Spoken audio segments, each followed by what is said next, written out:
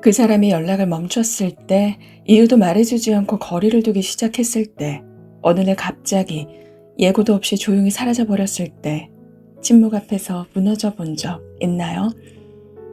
텅 빈 마음으로 내가 뭘 잘못했지? 수백 수천 번을 되물으며 허전함과 공허함이 가득 마음을 채우던 그 외로운 밤들이요. 저는 알아요.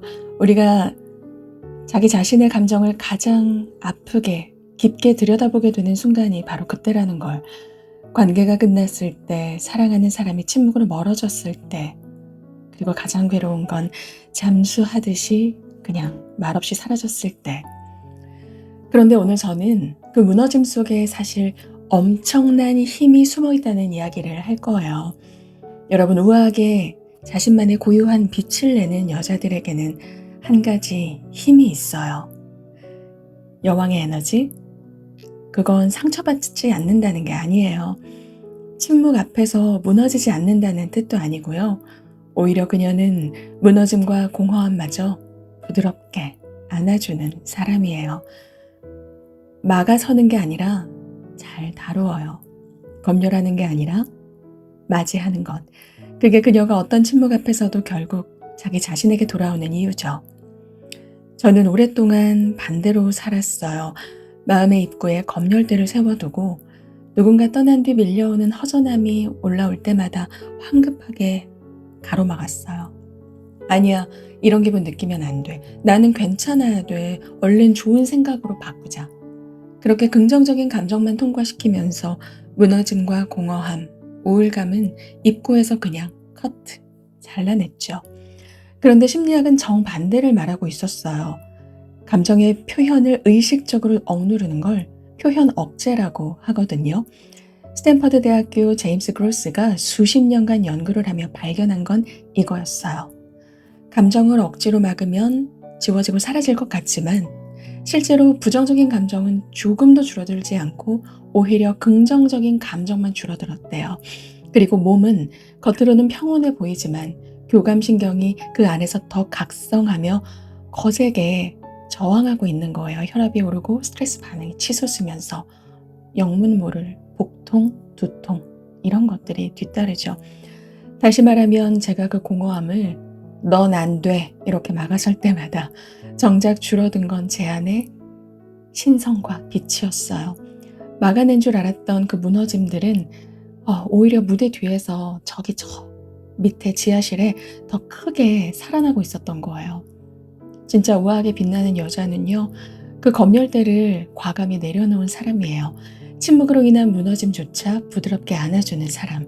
그 이야기를 오늘 나눠볼게요. 이건 여러분 단순한 위로가 아니라 여러분을 위한 아주 또렷한 초대장이에요.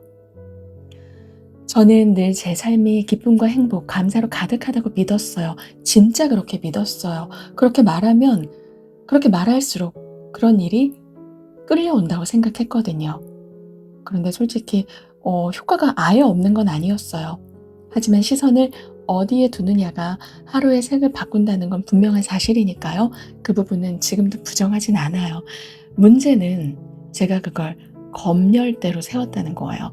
부정적인 감정과 상황이 찾아오면 그 감정과 상황을 직면하는 순간 제 하루를 망칠 수도 있다고 생각했어요. 두려움이죠. 그래서 짜증이나 분노, 두려움이 나타나면 오늘 망쳤다. 서운함이 들면 이러면 안 돼. 그러면서 황급하게 그 감정을 덮어버리고 감사하자, 행복하자, 좋은 면만 보자. 이렇게 돌아갔어요. 그게 더 성장하고 성숙해지는 길이라고 믿었거든요. 그런데 아주 무서운 대가가 따르더라고요. 부정적인 감정을 막는다는 건 그냥 슬픔만 막는 게 아니었어요. 저는 경계가 사라졌어요. 정당한 분노까지 막고 있었거든요. 누군가 선을 넘어도 무례해도 화가 나도 저는 그 화를 검열대에서 커트했어요. 화내지 마. 좋은 사람은, 성숙한 여자는 그렇게 대응하지 않아. 그리고는 정당한 표현조차 하지 않았죠. 그렇게 저는 경계 없는 삶을 계속 이어왔던 거예요. 경계선이 없는 삶. 여러분, 이건 진짜 무서운 일이에요. 분노는 그냥 나쁜 감정이 아니거든요. 분노는 신호예요. 여기 너의 경계가 침범당하고 있어. 이렇게 알려주는 우리 안에 가장 정직한 경보 장치예요. 그런데 저는 그 경보를 평생 꺼두고 살았던 거죠. 좋은 일을 끌어당기겠다고 정작 저를 지켜줄 신호를 제 손으로 스스로 차단하면서 산 거예요. 여러분, 심리학에 독성 긍정이라는 말이 있거든요. 긍정 자체가 나쁘다는 건 아니에요. 그런데 이 긍정은 우리를 살게 하는 힘이지만 문제는 이 긍정을 다른 감정을 뒤덮어버리는 무기로, 수단으로 쓸 때예요. 심리학 연구에 따르면 행복을 의무처럼 여기는 사람일수록, 이 가면 페르소나에 갇혀 살수록 자신의 부정적 감정을 내가 실패하고 있다는 증거로 받아들여서 결국은 점점 더 불행해졌어요. 저는 그 연구 속에 사람이 정확히 저의 삶이었다는 걸 이제서야 한참 뒤에나 깨달았죠. 그러던 어느 날 밤 집에 돌아와서 혼자 앉아있는데 갑자기 마음이 스산해지더라고요.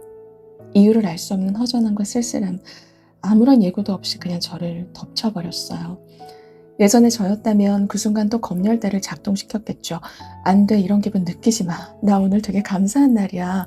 얼른 좋은 생각으로 긍정적으로 바꾸자. 너 긍정적인 사람이잖아. 그런데 이제 저는 그러지 않아요. 저는 그 허전함과 공허함을 막아서는 대신 두세 걸음 뒷걸음질 쳐서 떨어져서 거리를 두고 가만히 바라봤어요. 그러자 신기한 일이 일어났어요. 그 감정이 저를 괴물처럼 커져서 저를 집어삼키는 게 아니라 마치 그냥 제 옆에서 같이 걷는 친구같이 느껴지더라고요. 그래서 저는 처음으로 그 감정에게 인사를 건네봤어요. 안녕. 내 안의 허전함, 공허함, 쓸쓸함, 두려움, 그리고 우울함. 내가 참 오랫동안 너를 멀리했지. 네가 가까이 올 때마다 내 마음이 무거워지는 게 감당이 안 됐어. 너를 막아내기에 바빴지. 근데 이젠 그러면 안 된다는 걸 알아.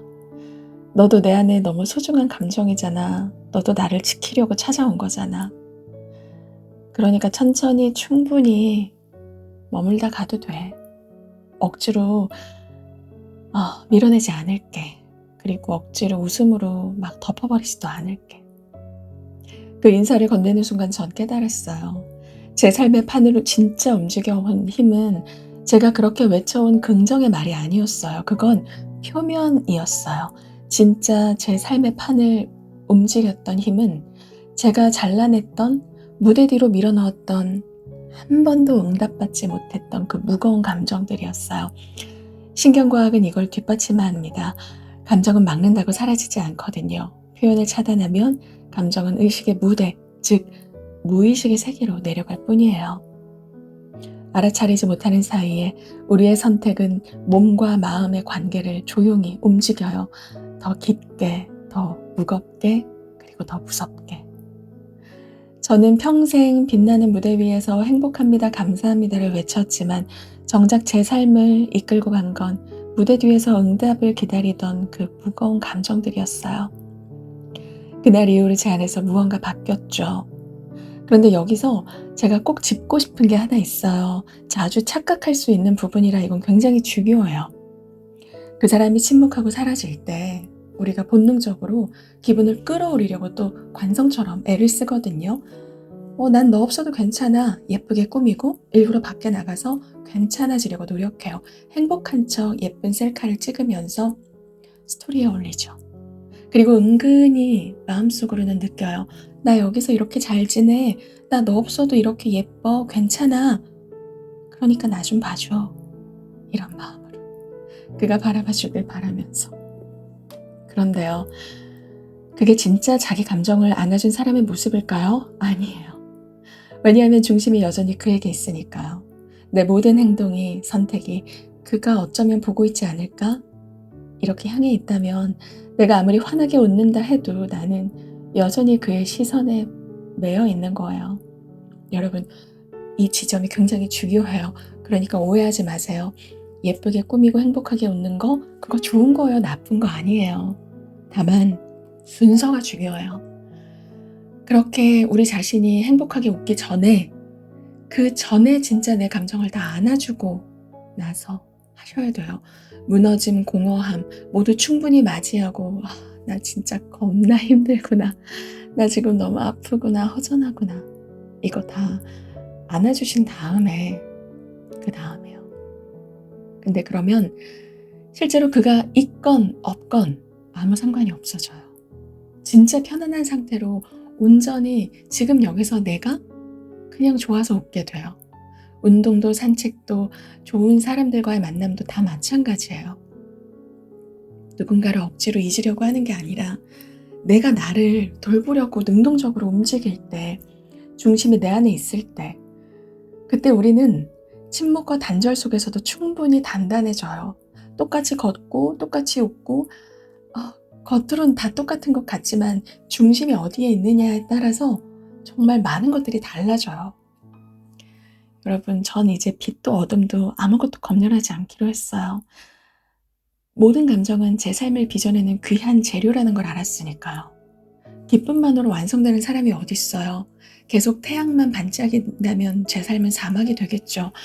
슬픔과 분노가 그래서 눈물이 흐를 때 비도 오고 소나기도 지나가고 그래야 사시사철 아름다운 계절이라는 게 생기죠. 이제 허전함, 슬픔, 우울함, 공허함 이런 감정이 찾아오면 이렇게 인사해요. 왔구나. 잘 왔어. 충분히 머물다가 그러면서 청소를 해요. 제 눈에 보이는 다양한 공간들을 그냥 천천히 정리하는 거예요. 그러면 서서히 제 마음도 같이 정돈이 되죠. 단정해져요. 오늘 이야기의 가장 중요한 지점을 오늘 짚을게요. 진짜 회복과 치유는 긍정을 버리는 게 아니에요. 부정을 버리는 것도 아니에요. 둘 다 진실하게 끌어안는 거예요. 이걸 우리는 진정성이라는 단어로 부르죠. 흥미로운 이 심리학 발견이 있어요. 이 같은 한 감정을 억제하더라도 자기 자신의 진실과 연결되어 있고 일치되어 있는 사람은요, 즉 진정성 레벨이 높은 사람에게는요, 해로운 효과가 덜 나타났어요. 이게 무슨 뜻이냐면 우리를 시들게 하는 건 감정 자체가 아니라 감정을 내가 어떻게 바라보고 다루느냐, 이런 것들인 거죠. 그리고 그 모든 과정이 내가 나로부터 얼마나 멀리 떨어져 있는가, 가까워져 있는가, 이거예요.